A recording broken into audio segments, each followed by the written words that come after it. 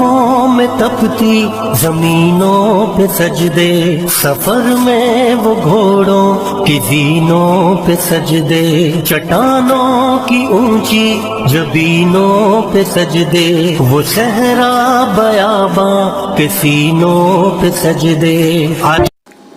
السلام علیکم، میں ضمیر احمد انصاری اور آپ دیکھ رہے ہیں زیڈ نیوز۔ میری آپ سے گزارش ہے کہ آپ نے اپنے چینل زیڈ نیوز کو سبسکرائب نہیں کیا ہے تو ابھی کریں اور ساتھ میں دیے بیل آئیکن کو بھی دبا دیں، جس سے ہماری آنے والی سبھی ویڈیو کے نوٹیفیکیشن آپ کو ملتے رہیں۔ شکریہ۔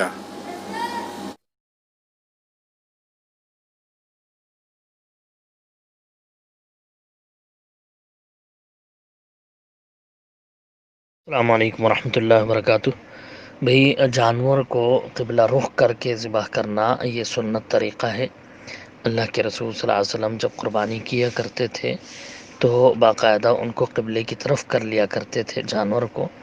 جیسا کہ ابو داؤد، ابن ماجہ وغیرہ کی کئی روایتیں ہیں اس کے تعلق سے، جس میں وضاحت ہے۔ حضرت جابر بن عبداللہ رضی اللہ عنہ کہتے ہیں کہ ذبح النبی صلی اللہ علیہ وسلم یوم الذبح کبشین اقرنین املحین موجعین فلما وجہہما قال انی وجہت وجہ الذی فطر السماوات والارض حنیفا، کہ اللہ کے رسول صلی اللہ علیہ وسلم نے قربانی کے دن 2 مینڈھے ذبح کیے جو سینگوں والے تھے، چتکبرے تھے اور خصی تھے۔ جب اللہ کے رسول صلی اللہ علیہ وسلم نے انہیں قبلے کی طرف کر لیا، قبلہ رخ ان کو کر لیا، تو آپ نے یہ دعا پڑھی، انی وجہت وجہ الذی فطر السماوات والارض، یہ دعا پڑھ کر کے پھر آپ نے ذبح کیا۔ تو اس سے واضح ہے کہ اللہ کے رسول صلی اللہ علیہ وسلم کا طریقہ یہی تھا کہ قبلے کی طرف جو ہے جانور کو کر کے پھر اس کو ذبح کیا کرتے تھے۔ یہ سنت طریقہ ہے۔ بلکہ مصنف عبدالرزاق اور مسند احمد وغیرہ کی ایک روایت حضرت عائشہ رضی اللہ عنہ سے بھی ہے کہ اللہ کے رسول صلی اللہ علیہ وسلم فرمایا ایھا الناس ضحوا وطیبوا بها انفسا، کہ لوگوں تم جو ہے خوشی خوشی جو ہے ذبح کرو، قربانیاں کرو، کیونکہ ما من عبد توجہ باضحیتہ الی القبلۃ، کہ جو بندہ اپنے قربانی کے جانور کو قبلے کی طرف کر لیتا ہے اور پھر اس کو ذبح کرتا ہے، الا کان دمها وقرنتها وصوفها حسنات محضرات فی میزانہ یوم القیامہ، تو اس کا خون، اس کے سینگ، اس کے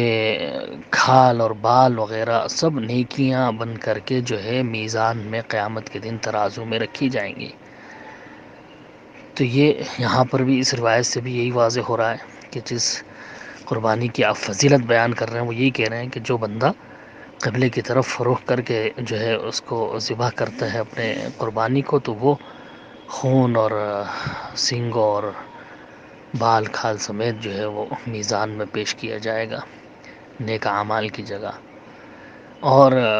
صحابہ کے تعلق سے بھی آتا ہے کہ وہ برابر جو ہے قبلے کی طرف ہی رخ کر کے جو ہے ذبح کیا کرتے تھے، بلکہ یہاں تک آتا ہے جیسے کہ مغنی ابن قدامہ وغیرہ میں ہے کہ حضرت عبداللہ بن عمر رضی اللہ عنہ اور امام ابن سیرین رحمۃ اللہ علیہ مشہور تابعی، یہ جو ہے ایسے جانور کا گوشت کھانا ناپسند کرتے تھے، نہیں کھایا کرتے تھے جس کو بغیر قبلے کے جو ہے ذبح کیا گیا ہو، قبلے کی طرف رخ کر کے ان کو ذبح نہ کیا گیا ہو، ایسے جانور کا وہ گوشت ہی نہیں کھانا پسند کرتے تھے، جس سے معلوم ہوا کہ جو ہے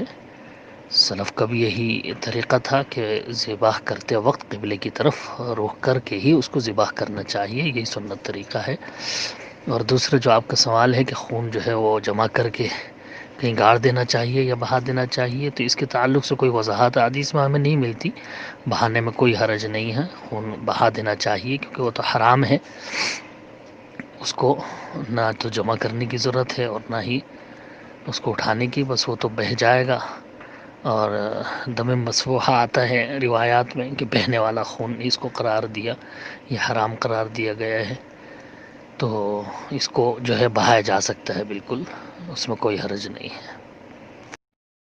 ایک بار پھر آپ سے ریکویسٹ ہے کہ آپ اپنے اس یوٹیوب چینل کو سبسکرائب کریں لائک اینڈ شیئر ضرور کریں. شکریہ.